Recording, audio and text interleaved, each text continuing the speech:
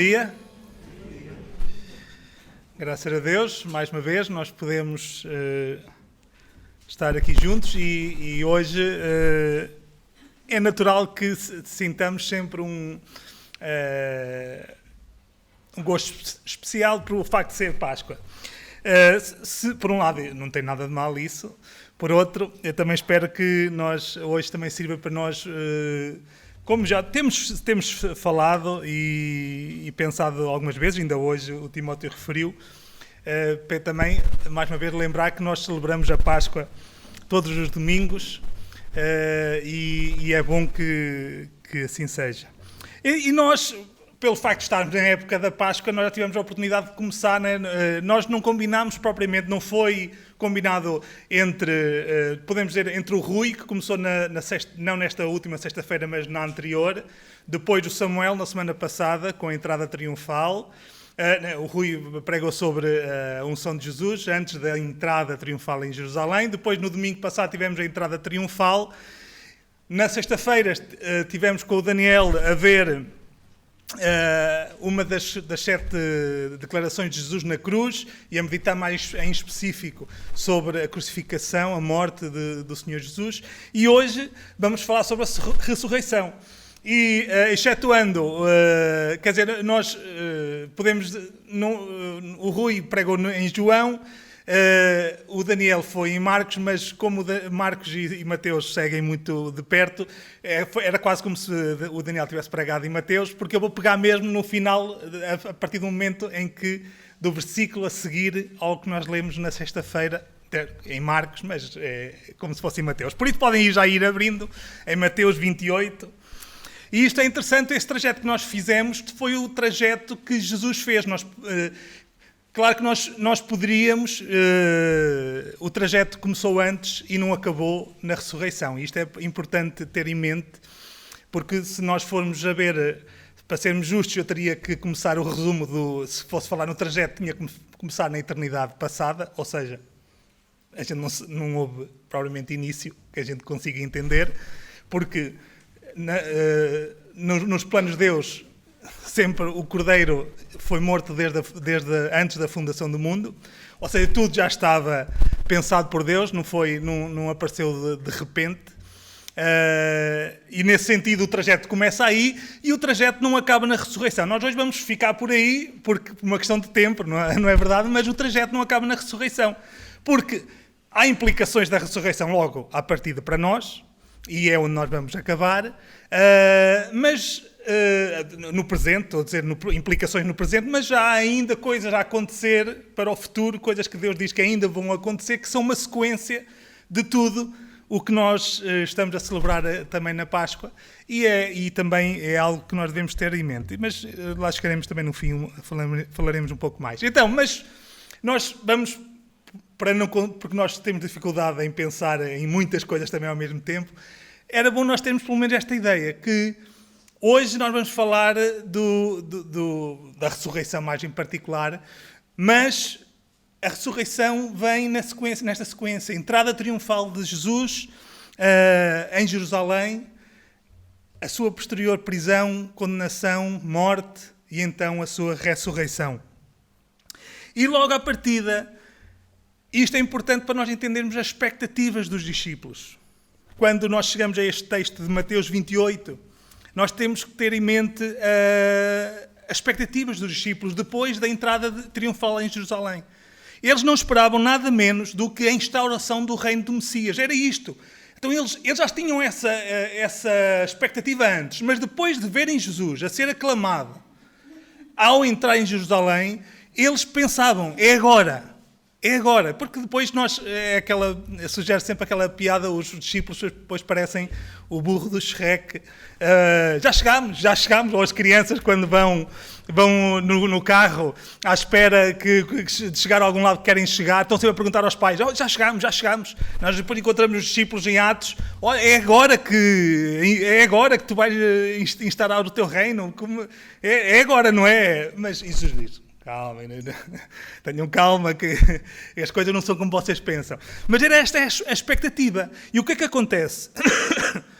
Ao invés de eles verem Cristo a instaurar o seu reino da maneira que eles pensavam, porque Cristo inaugura o seu reino, já estava inaugurado, digamos, usando a terminologia mais teológica, o seu reino já estava inaugurado, mas ainda não estava, ainda não atingiu, como hoje ainda não atingiu, a sua manifestação final, completa, consumada, no sentido de tudo estar debaixo da autoridade de Cristo, não apenas de uma maneira que existe, porque a autoridade de Cristo e de Deus o Pai já está sobre tudo e todos, mas de uma maneira reconhecida até pelos inimigos. Ainda não estamos aí, mas lá chegaremos. Mas o reino já tinha sido inaugurado. Só que eles tinham uma expectativa diferente. Eles queriam um reino físico, como nós vimos também com o Samuel. Eles queriam um reino físico, visível, que os libertasse do poder de Roma. E não é isso que acontece. Ao invés de Jesus expulsar os romanos, ele morre às mãos dos romanos. E nós, se pensarmos nas implicações de que isto terá tido para os discípulos, quando eles estão a ver acontecer aquilo, nós podemos entrar um bocadinho na pele deles e perceber a desilusão, o desânimo, a frustração que eles devem ter sentido. E então, Jesus morre na cruz. E nós vamos pegar nesse ponto, nós não vamos ler, mas ainda no capítulo 27, nós não vamos ler propriamente, mas nós lemos no capítulo 27, a partir do versículo...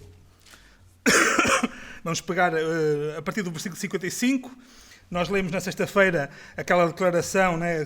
O texto que nós lemos terminava com a declaração do centurião: verdadeiramente este era o Filho de Deus. E o que é que nós vemos ali? As mulheres estavam olhando de longe. Muitas das mulheres que tinham seguido Jesus desde o início do seu ministério estavam olhando de longe. E não vamos aprofundar muito a cena da crucificação, a fuga dos discípulos, o medo que eles sentiam, o risco que principalmente os homens sentiam se fossem associados a Jesus como alguém condenado e morto daquela maneira, que era tido como um dos piores criminosos, e o perigo que era, por causa principalmente dos judeus, dos religiosos, o perigo que era eles serem associados. Não havia tanto esse risco para as mulheres, por um lado, dizendo de um ponto de vista positivo, do outro lado, de um ponto de vista negativo, não é? Porque por causa da mentalidade da sociedade daqueles dias. O que é um ponto interessante que nós vamos pegar um bocadinho mais à frente, mas as mulheres estavam observando de longe a cena de Jesus morrer na cruz, de expirar, ouvir aquelas últimas palavras de Jesus e ele, por fim, entregando o seu espírito e morrendo. Então elas estavam lá, e entre elas estava, diz-nos aqui o texto, no versículo 56, entre as quais estavam Maria Madalena e Maria, mãe de Tiago e de José. É importante, Mateus apresenta-as aqui especificamente, porque depois no capítulo 28 são elas que estão em foco. E, entretanto, então elas estão a observar, Jesus morre, José de Arimateia vai ter com Pilatos, um discípulo de Jesus que até então tinha estado na sombra. Ele, naquela hora, assume um risco tremendo, até para um homem de posses, com estatuto social, e vai pedir o corpo de Jesus a Pilatos, retira-o da cruz, envolve-o em tiras de linho e sepulta-o no seu próprio sepulcro, escavado, ainda não usado, escavado na rocha, e então sepulta lá Jesus e fecha o sepulcro com uma enorme pedra para selar o sepulcro.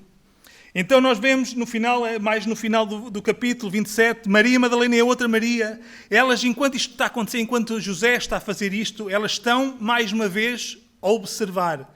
E Marcos vai-nos dizer que elas estão a observar para ver onde é que eles punham Jesus, onde é que ia ser colocado o corpo de Jesus. Porquê? Porque como era sexta-feira, quando Jesus morreu e estava a entrar o sábado, eles não tiveram tempo antes do sábado começar, porque o sábado para os judeus começava quando caía a noite, quando o sol se punha, então eles não tiveram tempo para completar aquilo que era normal fazerem ao corpo de alguém quando o iam sepultar, ungí-lo com especiarias, com perfume, até por causa depois da decomposição do corpo, para não se cheirar mal, porque era uma forma de atenuar os efeitos da decomposição do corpo. Isto tem a ver com, eu não vou, acho que não é, quem quiser que leia um bocadinho mais, porque hoje não temos tempo para todos os pormenores, mas era este o objetivo, elas voltarem lá depois, no domingo, para completar, para ungirem o corpo de Jesus com especiarias, com perfume, preparados para que o corpo não cheirasse mal de uma maneira tão forte com a decomposição. E nós vemos, só que também não é tão importante para hoje, mas também era importante se eu pregasse o texto um bocadinho mais até ao final do capítulo, em vez de ser de 1 ao 10, como vai ser hoje, se fosse pregar o texto, era importante nós vermos também a forma como os religiosos, acusando Jesus de ser um impostor, um aldrabão, tentam antecipar cenários, quer de uma possível ressurreição verdadeira de Jesus, que eles até parece que acreditavam que era possível, ou, no limite, que houvesse alguma ação dos discípulos, mas eles tentam antecipar cenários e vão ter com Pilatos e pedem uma escolta, pedem autorização para guardar o túmulo, para garantir que Jesus não ressuscita ou que os discípulos não tiram de lá o corpo, e o túmulo, o sepulcro, é selado. A pedra, além da enorme pedra que já era difícil abrir, a pedra, o túmulo, o sepulcro, ainda é selado e guardado, provavelmente por uma guarnição de soldados romanos. E é então que nós chegamos ao início do capítulo 28, que vamos ler agora. 28, então vamos ler Mateus 28, 1 a 10. E no fim do sábado, quando já despontava o primeiro dia da semana, Maria Madalena e a outra Maria foram ver o sepulcro. E eis que houvera um grande terremoto, porque um anjo do Senhor, descendo do céu, chegou, removendo a pedra, e sentou-se sobre ela.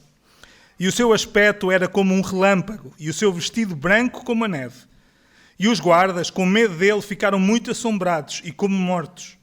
Mas o anjo, respondendo, disse às mulheres: Não tenhais medo, pois eu sei que buscais a Jesus, que foi crucificado.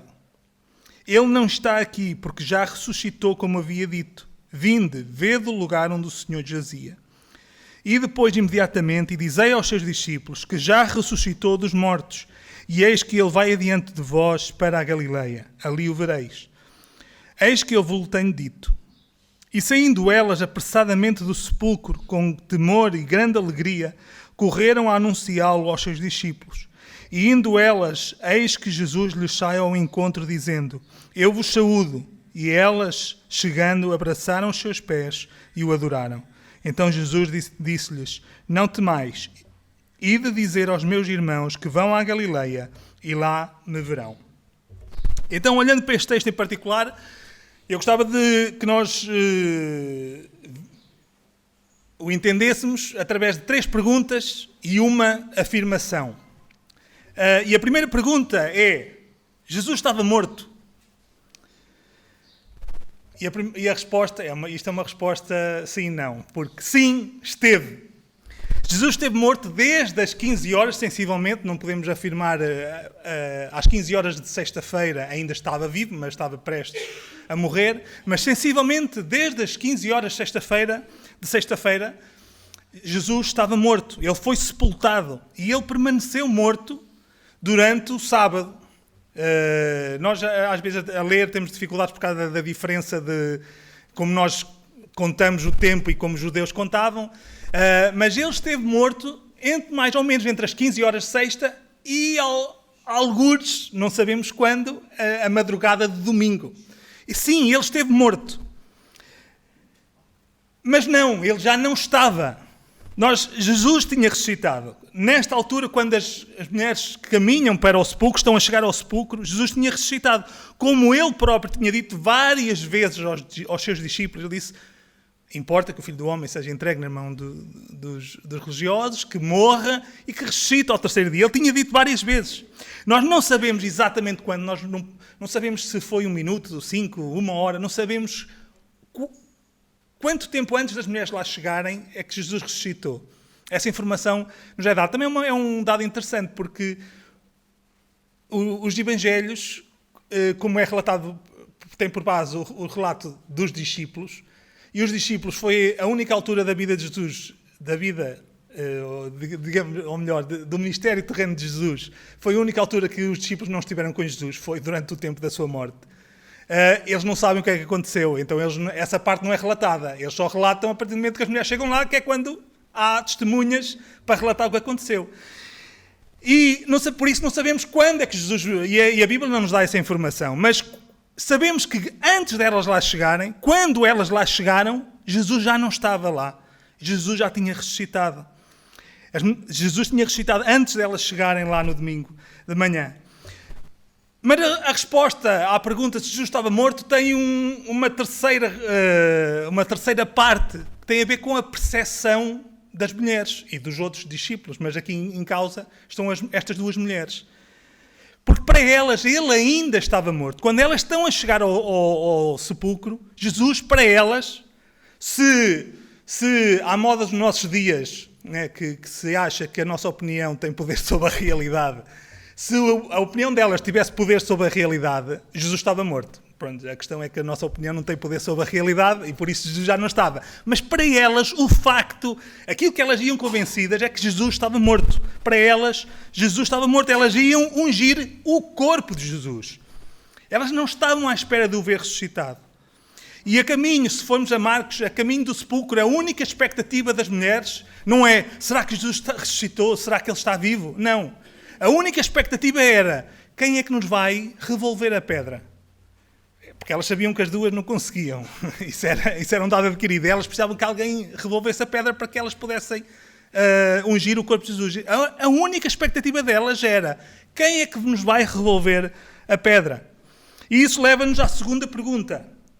Porquê é que a pedra foi removida? Porque sabemos que ela foi removida antes que as mulheres chegassem lá, ou no momento, pode ter sido exatamente naquele momento, também não é totalmente claro isso, ali não é esse o objetivo, mas antes que elas lá chegassem, ou praticamente no momento que elas lá chegaram, veio um anjo do céu, removeu a pedra e sentou-se sobre ela.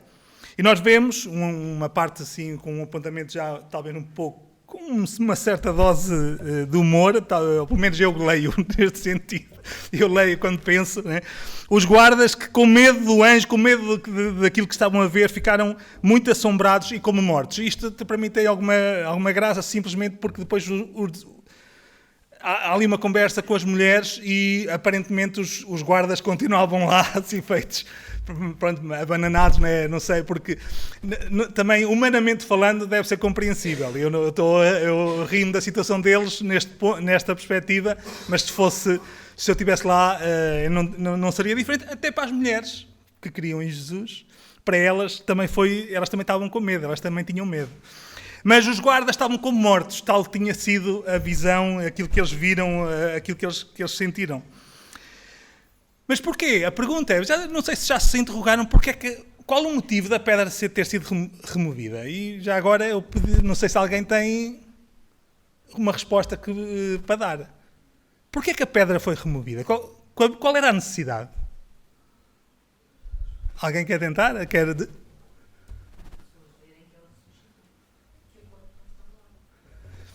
Porque não foi para Jesus sair.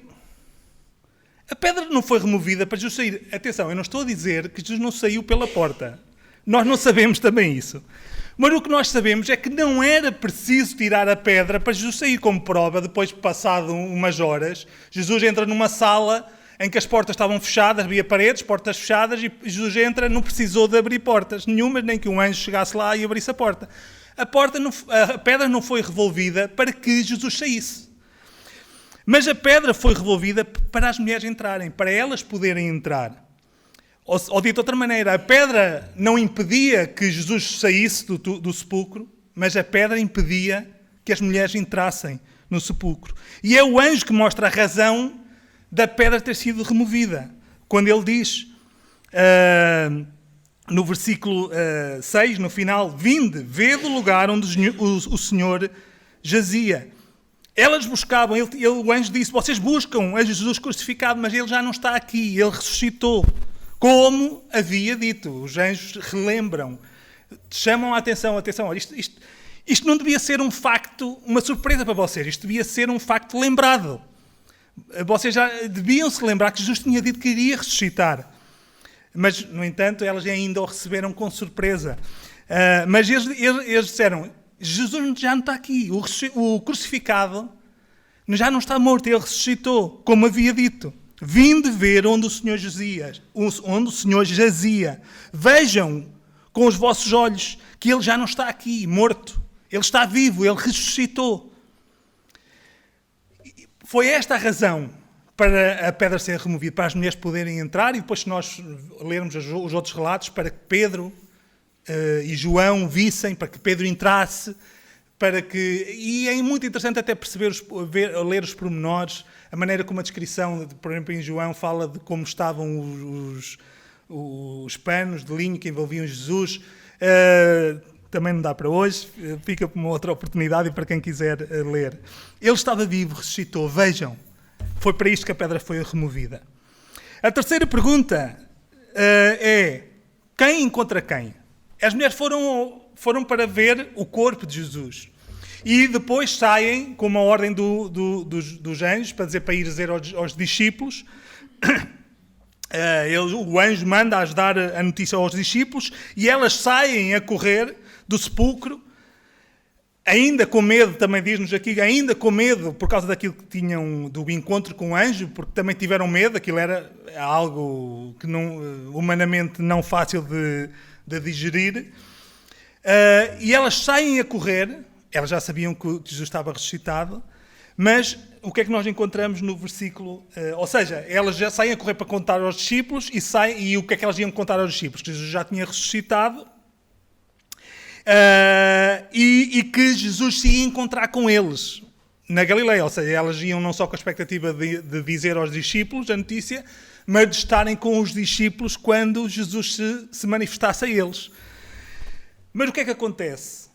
Eis que Jesus lhes sai ao encontro, no versículo 9. E indo elas, eis que Jesus lhes sai ao encontro.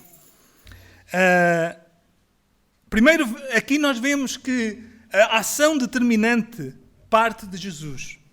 É Ele que se encontra com elas, é Ele que se faz encontrar.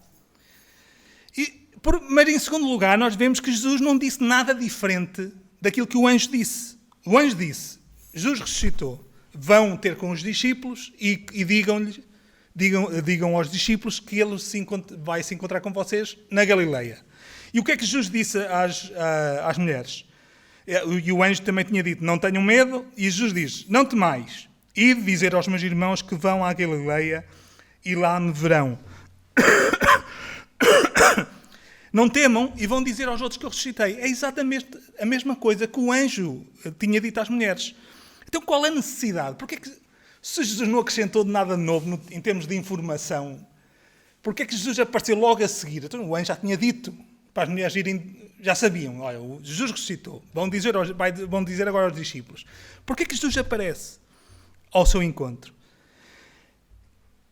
E a resposta também tem dois lados. Por um lado, porque isso tem a ver com o caráter de Deus, com o caráter de Jesus, porque Deus se Jesus encarnou para que viesse ao encontro dos homens, se Jesus morreu para reconciliar os homens com Deus, é perfeitamente natural, está de acordo com a maneira como Deus age, como Deus é, que Jesus se tenha encontrado. Para Jesus, ele queria encontrar-se, ele não queria apenas que eles soubessem, que as mulheres soubessem que ele tinha ressuscitado. Ele queria que elas estivessem com ele e que ele estivesse com elas. E, em segundo lugar, também tem a perspectiva que era bom que elas soubessem que ele tinha ressuscitado, mas Jesus queria algo melhor ainda para elas. Ele queria que elas estivessem com ele, que o vissem, que o encontrassem. E por isso ele vai ao encontro delas. E isso leva-nos ao quarto ponto, que é a afirmação. Vimos 3 perguntas até agora, não é? Porque é que Jesus estava morto? Se Jesus estava morto, porque é que a pedra foi removida e quem é que encontrou quem?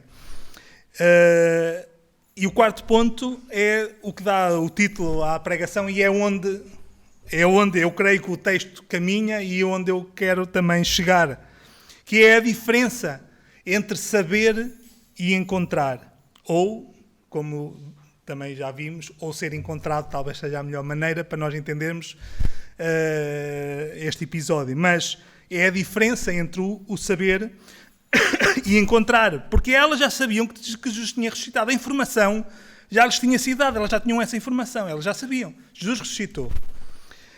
E por isso, elas, diz-nos o versículo 8, e saindo elas apressadamente do sepulcro, com temor e grande alegria, correram a anunciá-lo aos seus discípulos. Elas, por saberem que Jesus já tinha ressuscitado, elas saíram da presença do anjo com grande alegria. Mas elas ainda não tinham visto, nem tinham estado com Jesus. E basta pensar em nós, numa circunstância que qualquer um de nós, se calhar, já passou. Podemos, pronto, vamos usar a irmã Emília, que nós já sabíamos que ia voltar dos Estados Unidos. Uma coisa é nós sabermos que a pessoa vai voltar, outra coisa é quando nos encontramos com ela. E é bom quando nós sabemos, quando alguém que nós amamos, que já não vemos há algum tempo e queremos estar com ela, é bom sabermos que a pessoa vem. Mas o momento que nós estamos à espera é mesmo quando nos encontramos com a pessoa. Ninguém fica satisfeito com a notícia que a pessoa vem e pronto, já chega. Não, o momento que se espera é o momento do encontro, do reencontro. E é o mesmo que se passou ali. Elas já sabiam que Jesus tinha ressuscitado, mas ainda não tinham estado com ele. Então, onde é que nós vemos a diferença entre o saber, naquilo que aconteceu, onde é que nós vemos a diferença entre saber e encontrar? A diferença está na adoração, está no final do versículo 9. Quando o viram, elas chegando abraçaram os seus pés e o adoraram. Quando o viram, elas abraçaram os seus pés. Foi a reação automática, natural, de quando elas viram Jesus. E eu aqui vou voltar um bocadinho atrás, que eu passei por cima, não referi, que é muito interessante também no ponto de porque é que Jesus, apesar de já não dizer nada de novo, aparentemente, em relação ao anjo, porque é que Jesus foi ao encontro delas. É muito interessante a forma como Jesus as cumprimenta quando ele chega, porque em português soa um bocadinho mais formal, mas naquele tempo seria um cumprimento muito mais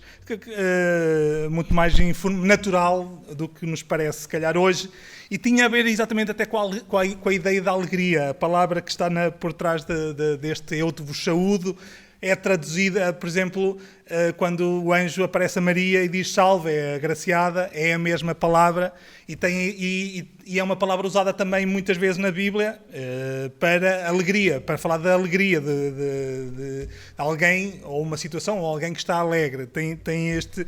E é interessante, Jesus quase parece como se Jesus nunca tivesse estado separado delas. Ele vai ao seu encontro e de uma forma natural ele diz olá, nós podíamos dizer olá, então, como estão? Algo assim desse já é difícil traduzir para português, mas foi uma forma simples, natural de se dirigir a elas. E é interessante também para vermos no sentido de como Jesus vai ao encontro delas, nesta perspectiva de relacionamento que eles tinham e que Jesus queria mostrar, ou queria que experimentassem. E então, mas voltando aqui a este ponto, nós vemos a diferença entre o momento que elas sabiam, a alegria que elas sentiram, e o momento que elas encontraram Jesus. Elas abraçaram os seus pés. Há o abraço há a perspectiva do abraço a quem elas amavam e que julgavam morto, e que agora, perante os seus olhos, elas viam ressuscitado. Mas elas não abraçaram o tronco, o que seria o normal. Elas não abraçaram Jesus como nós geralmente abraçamos quem reencontramos, que é abraçar na zona do tronco. Elas abraçaram os pés. Foi simultaneamente um ato de amor, e que as coisas obviamente estão relacionadas, não podem ser separadas, mas foi um ato de adoração. Elas prostraram-se, elas abraçaram os pés. E tem semelhanças com aquilo que nós vimos na outra sexta-feira com a unção dos pés por Maria, em Betânia, que também ungiu os pés de Jesus, e também num ato de adoração. Porque não era apenas o reencontro com quem elas amavam. Não era apenas um amigo que elas reencontravam, alguém que elas gostavam muito. Era um encontro com o Senhor, o seu Senhor. Não só o Senhor que tinha vencido a morte, que elas viam agora que ele tinha vencido a morte, mas que era o seu Senhor. E elas por isso se prostraram e abraçaram os seus pés. E um encontro com o Senhor, com o seu Senhor, só poderia acabar desta forma, em adoração. É assim que o episódio quase que termina, com elas a prostrarem-se, abraçando os pés do Senhor em adoração. Antes eu queria fazer aqui um parênteses, antes de nós pensarmos, tentarmos colocar um pouco a nós a caminho do sepulcro, a chegarmos, como se nós estivéssemos a chegar ao sepulcro, eu gostava só de fazer aqui um parênteses que acho que não vem propriamente deste texto em particular, vem dos textos sobre a ressurreição de uma forma geral. Que eu acho que é bom, acho que é um momento oportuno para nós nos lembrarmos disso. É que a pregação do Evangelho tem que incluir a ressurreição. Nós temos uma tendência de falarmos do Evangelho, quando falamos de alguém, nós focarmos apenas, e entendam-me apenas, na morte do Senhor Jesus. Que é uma parte fundamental que tem que ser falada. A morte substitutiva de Cristo, o pagar pelos nossos pecados. Mas a ressurreição, se nós formos ler a Atos, se nós formos ler Coríntios 15, 1 Coríntios 15, nós vamos ver que os apóstolos não pregavam o Evangelho sem falar da ressurreição. E nós muitas vezes queremos pregar, eu falo por mim, pronto, cada um também é, obviamente eu não estou com vocês, mas eu creio que a nossa tendência é pregar o Evangelho, quando o fazemos, esquecendo um pouco a importância da ressurreição. E não há pregação do Evangelho, a maneira mais fiel de pregar, é melhor dizer assim, a maneira mais fiel de pregar o Evangelho é nós pregarmos o Evangelho falando da ressurreição. Não dá para separar.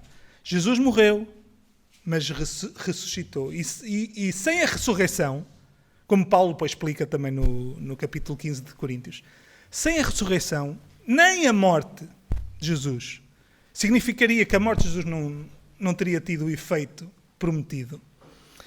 E a nossa fé era vã, porque Jesus não tinha morrido, não tinha ressuscitado, estava morto. Se calhar, se tivesse ficado morto, é porque tinha pecados para pagar por ele próprio, por isso não podia ressuscitar. A ressurreição prova que o sacrifício foi aceito, a ressurreição prova que a dívida foi saldada. A ressurreição prova que nós podemos ressuscitar e aqueles que morrem com Cristo ressuscitam com Cristo. Então, a ressurreição faz parte, tem que fazer parte da pregação do Evangelho. Fechado parênteses. Então, vamos imaginar um pouco que nós estamos a caminho do sepulcro. Obviamente, não no sentido de nós aqui estarmos num exercício emotivo de pensarmos o que é que as mulheres estavam a sentir. Não é nesse sentido. É nós percebermos de que maneira é que este episódio nos pode ajudar a olhar para a ressurreição de uma maneira mais fiel e que nos ajude a nós hoje, aqui. Então eu vou fazer da mesma maneira que analisámos o texto, é nós pensarmos nas perguntas e na afirmação que nós estivemos a ver. E a primeira pergunta é: Jesus está morto? E a primeira resposta é não. A realidade é que Jesus ressuscitou. E isso é um facto. Isto é o que é real. Mas outra coisa pode ser a tua percepção ou a maneira como a tua posição em relação a isso. O teu estado em relação a isso. Ou seja, nesse sentido apenas, eu quero sublinhar bem, isto não altera a realidade que Jesus ressuscitou. Mas para ti, Jesus pode estar morto. Se para ti a ressurreição de Jesus não é também a tua ressurreição, então para ti Jesus está morto. Tu até aceitas ou até acreditas que Jesus ressuscitou, mas tu não crês que, em primeiro lugar, e eu vou usar o tempo presente, eu espero que para tornar mais pessoal aquilo que eu vou dizer. Tu até aceitas ou acreditas que Jesus, na teoria, no abstrato, ele ressuscitou. Mas tu não crês que tu precisas que ele morra. Tu não percebes que tu precisas que ele morra na cruz por ti para pagar pelos teus pecados. Esta crença, esta aceitação da ressurreição de Jesus é algo impessoal. É algo que é um princípio, é uma verdade, mas que não mexe nada contigo. Tu não vês necessidade, porque tu não pecas assim tanto, tu não estás condenado diante de Deus, tu não precisas da morte de Jesus e tu não precisas da sua ressurreição. Então, se tu estás nesta situação, Jesus para ti está morto. Ele não morreu nem ressuscitou, neste sentido, para ti. Ele não morreu nem ressuscitou. E o pior, como eu já disse, é que a tua percepção não altera os factos, por isso Jesus está vivo. Mas a implicação disto é que quem está morto és tu. Tu estás morto. Jesus está vivo, mas tu estás morto. Tu estás ainda morto nos teus pecados porque a condenação ainda pesa sobre ti. A condenação não foi paga. A condenação pesa sobre ti e tu vais ser castigado pelos teus pecados porque os teus pecados não foram pagos, ainda estão sobre ti. E então o desafio deste texto para ti é que tu reconheças que tu precisas, em primeiro lugar, da morte de Cristo e tu precisas, em segundo, da sua ressurreição. Porque precisas ressuscitar com ele, porque senão continuarias morto. Precisas da morte para pagar os teus pecados e precisas de ressuscitar com ele para que vivas. Então, Jesus está morto, és tu que tens de responder para ti, neste sentido, tens que responder e diante de Deus a essa pergunta. Mas para nós, para aqueles que já morreram e ressuscitaram com Cristo, aqueles que são filhos de Deus, assim como as mulheres que estavam naquela situação, tu também podes viver como se Jesus não tivesse ressuscitado. Nós podemos viver como se Jesus não tivesse ressuscitado. Por momentos, na nossa vida, no nosso dia-a-dia. Se tu desconheces ou não vives com base nas implicações de Jesus ter ressuscitado, então tu vives como se Jesus ainda estivesse no sepulcro, como se o sepulcro estivesse fechado e como se Jesus estivesse ainda lá dentro. Porque se Cristo ressuscitou, e hoje não é o dia, não é o propósito, mas eu vou só dar 2 exemplos, ou melhor, 3 exemplos de implicações da ressurreição de Cristo e que são necessárias para que nós vivamos pelo facto, ou com base no facto de Jesus já ter ressuscitado, há implicações que devem acontecer, devem estar presentes. A primeira sai do texto diretamente. Quer o anjo, quer Jesus disseram à mulher, nós cantámos hoje, não temas. Já não há medo, já não há, e nós já temos ouvido aqui ainda há pouco tempo, em João, sobre isso, na carta de João. Já não há medo, não há necessidade de vivermos com medo, porque Cristo já ressuscitou. Ele já venceu a morte e nós, através dele, nele, também vencemos a morte. O império da morte já não tem poder sobre nós. Então, isso é uma implicação da ressurreição de Cristo. Se Cristo ressuscitou, então tu tens um sumo sacerdote junto do Pai. Também temos visto isto em Hebreus com o Rui. Tu tens um sumo sacerdote para interceder por ti, diante do Pai, para te ajudar nas tuas fraquezas. Um sumo sacerdote que sabe o que tu passas. Isto é uma implicação da ressurreição de Cristo. Se tu já ressuscitaste com Cristo, então tu não podes viver para ti, mas tu deves viver para quem morreu e ressuscitou por ti. E é isto que nos diz Coríntios. Agora, se não me engano, no capítulo 5. Porque Cristo morreu por todos, logo todos morreram. Para que aqueles por quem ele morreu não vivam para si, mas que vivam para aquele que morreu e ressuscitou por eles. Então, nós podemos viver muitas vezes, e em muitos momentos da nossa vida, nós vivemos como se Jesus não tivesse ressuscitado, como se não tivesse um sumo sacerdote. Como se a nossa vida não fosse de outro, como se fosse nossa. Nós vivemos assim, esquecemos. Então, se nós vivemos desta maneira, nós vivemos muitas vezes como se Jesus de facto não tivesse ressuscitado. E este texto desafia-nos também a vivermos com base no facto de Jesus ter ressuscitado e com base nas implicações disso ter acontecido. A segunda pergunta, então porquê que a pedra foi removida? À semelhança daquelas mulheres, é para nós entrarmos e vermos. Não no sentido de nós falarmos com o Normando e irmos nas viagens Shalom até Jerusalém, entrarmos no túmulo, que até é possível. Eu não sei qual é o túmulo porque há uma controvérsia entre qual é o túmulo qual será o túmulo que foi usado para sepultar Jesus. Mas não é nesse sentido, obviamente. Quem quiser ir, e pode ir, e talvez acerte no túmulo que foi usado, talvez não sabemos. Mas não é nesse sentido, obviamente. Porque nós vivemos tempos em que, para nós, é difícil, eu falo por mim mais uma vez, é difícil acreditar em certa medida na ressurreição, é difícil acreditar em Deus, que Deus existe, que Deus se relaciona connosco, que Jesus veio à Terra, Deus tomou a forma humana, num mundo com uma mentalidade materialista, naturalista como o nosso. Nós somos inundados por estas ideias e por vezes torna-se difícil, parece irreal, parece uma fábula. No entanto, o relato é muito interessante, a forma como o relato da ressurreição é-nos deixado, porque as mulheres entraram e viram. Por exemplo, isto, só para concluir este ponto, pensem, alguém aqui duvida que Júlio César existiu? Que Júlio César foi morto por uma conspiração lá no Senado, incluindo lá o filho Brutus? Alguém duvida que, sei lá, existiu qualquer Vasco da Gama, outras personagens históricas? E eu estou a falar de algumas que se calhar há muita documentação até sobre eles, há alguns registros, mas nós não duvidamos, porque houve pessoas que na altura que eles viveram, escreveram coisas sobre eles. E há personagens até mais secundárias que ninguém duvida que existiram e que fizeram e que aconteceram. E nós, por vezes, achamos que as evidências históricas em relação à vida, à morte e à ressurreição de Cristo são poucas e que é preciso ter muita fé para acreditar na parte histórica. E a verdade é que não é. Na parte histórica não é preciso muita fé, porque há vários indícios.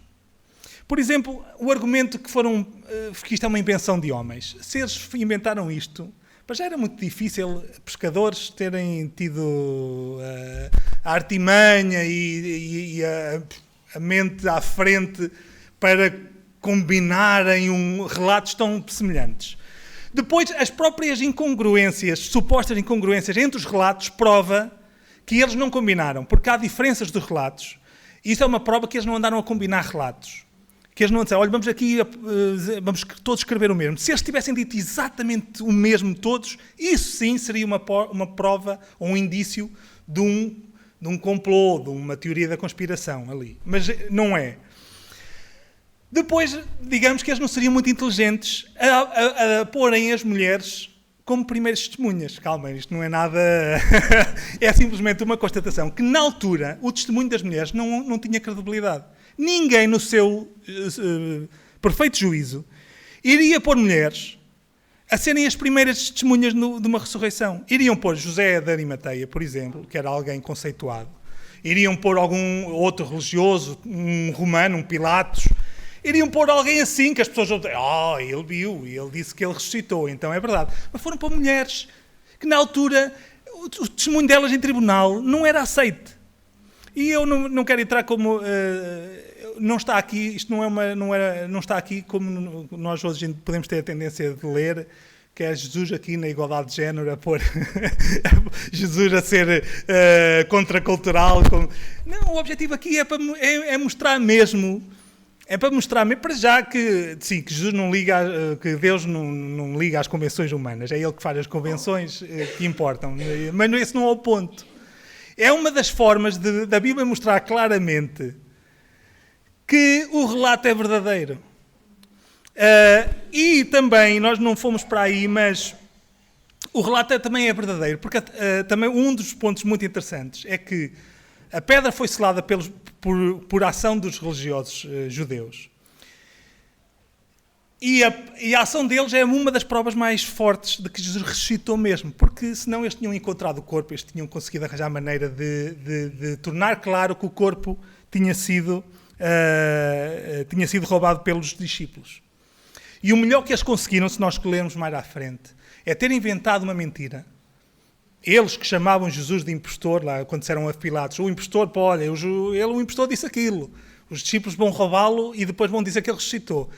Estes que disseram isto inventaram uma mentira, que Jesus tinha sido de facto roubado pelos discípulos e subornaram os guardas e pronto, tiveram ali uma série de ações para tentar montar esta mentira. Isto é uma prova da ressurreição de Cristo, porquê? Porque a necessidade desta mentira se manter foi até tão tarde, por exemplo, como 160, não 160 anos a partir da ressurreição, mas no ano 160, ainda corria, entre os judeus principalmente, esta mentira de que Jesus tinha sido, o corpo tinha sido roubado pelos discípulos. Na altura de Justino, o mártir, que por volta de 160 depois de Cristo, ainda corria esta mentira. Foi propagada pelos judeus. Para quê? Para encobrir o facto de que Jesus tinha ressuscitado. Então, do ponto de vista histórico, humano, desta parte, podemos dizer, até da nossa fé, a pedra foi removida. Ou seja, Deus dá-nos indícios, como eles terem visto os lençóis lá. Deus dá-nos indícios de que a ressurreição aconteceu mesmo. E é algo que nós podemos também estar seguros quando falamos com outros, sem termos vergonha de estarmos a dizer uma coisa que não é tida por muito inteligente. Apesar de que nós devamos dizer mesmo que os outros achem que nós não somos inteligentes. Claro que eu creio que vocês entendem. Então, a pedra foi removida para que nós também olhássemos por esta perspectiva, para vermos com os nossos olhos, ou seja, nós refletirmos e tirarmos conclusões empíricas, ou seja, à moda da ciência, sobre aquilo que aconteceu. Claro que não é a parte mais importante, mas também é importante.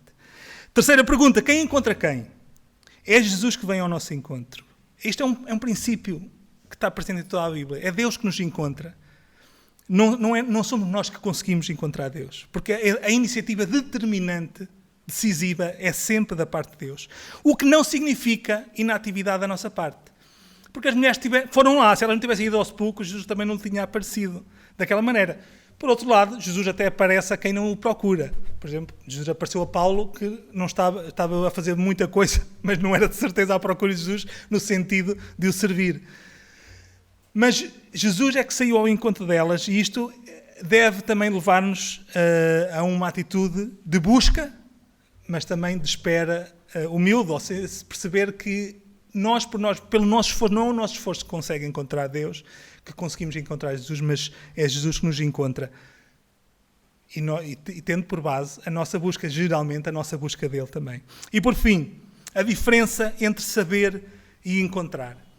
Nós sabemos que Jesus ressuscitou. E nós até, a maior parte de nós, se calhar todos, até sentimos alegria por isso, ficamos contentes, realmente nós pensamos nisso, e é bom, até agradecemos a Deus por isso, porque Jesus ter ressuscitado. Mas nós nem sempre encontramos Jesus.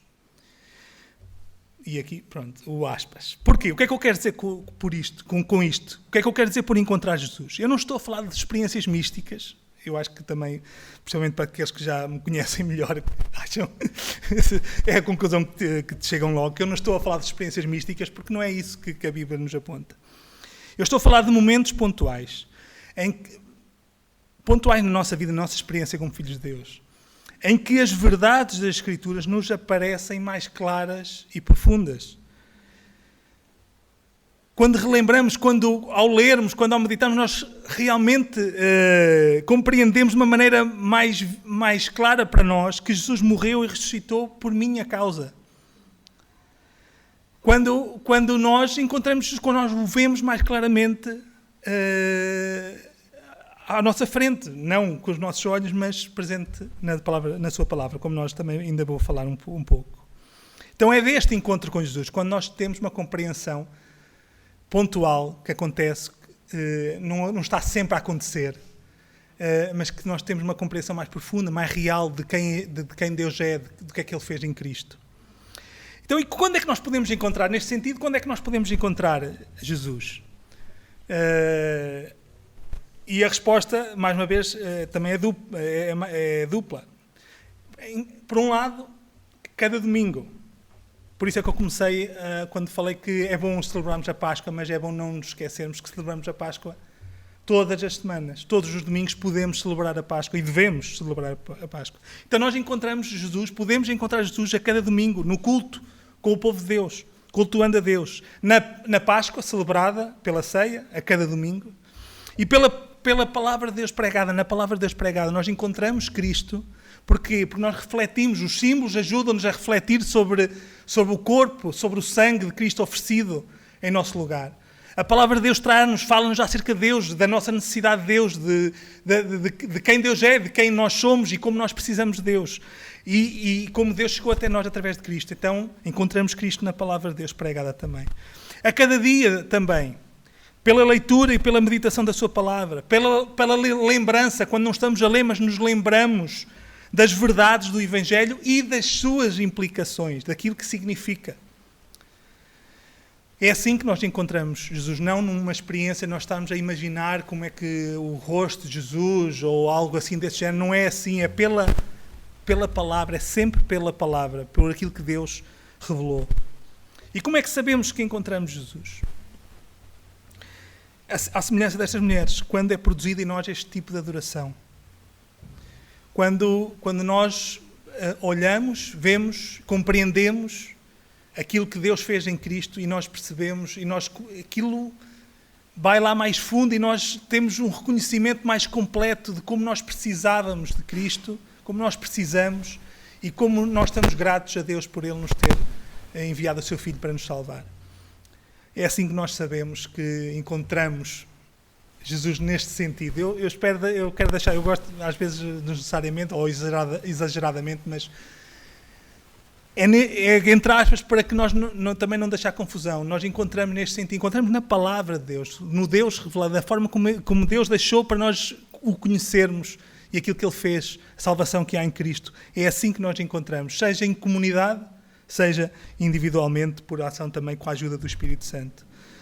Assim como nós fomos desafiados no último domingo a clamarmos Hosanna ao Filho de David, bendito o que vem em nome do Senhor, clamarmos esta adoração que envolve que envolve um pedido de salvação, assim como nós fomos desafiados no último domingo, hoje somos desafiados a abraçar-nos aos pés de Jesus e a adorar ao que morreu, mas que ressuscitou com poder para nos ressuscitar com Ele. E que este encontro com Jesus neste sentido, que este encontro com Jesus seja cada vez mais frequente e constante na nossa vida. Porque era bom que nós vivêssemos sempre com uma consciência completa de quem Deus é, daquilo que Deus faz, daquilo que Deus fez em Cristo, daquilo que Deus faz na nossa vida. Mas a realidade é que nós temos uma tendência para esquecer. Por isso é que Jesus nos deixou também a ceia e nos diz para nós nos congregarmos, porque nós precisamos de nos relembrar, nós precisamos de oportunidades para nos relembrar, para meditar, para pensarmos, para nos examinarmos. Então, o desafio é que este encontro com Jesus seja cada vez mais frequente e constante nas nossas vidas, para que produza em nós este tipo de adoração que produziu naquelas mulheres, em que nos prostramos aos pés do nosso Salvador e Senhor, e isso tem implicações práticas na nossa vida, no nosso dia-a-dia. Que assim seja.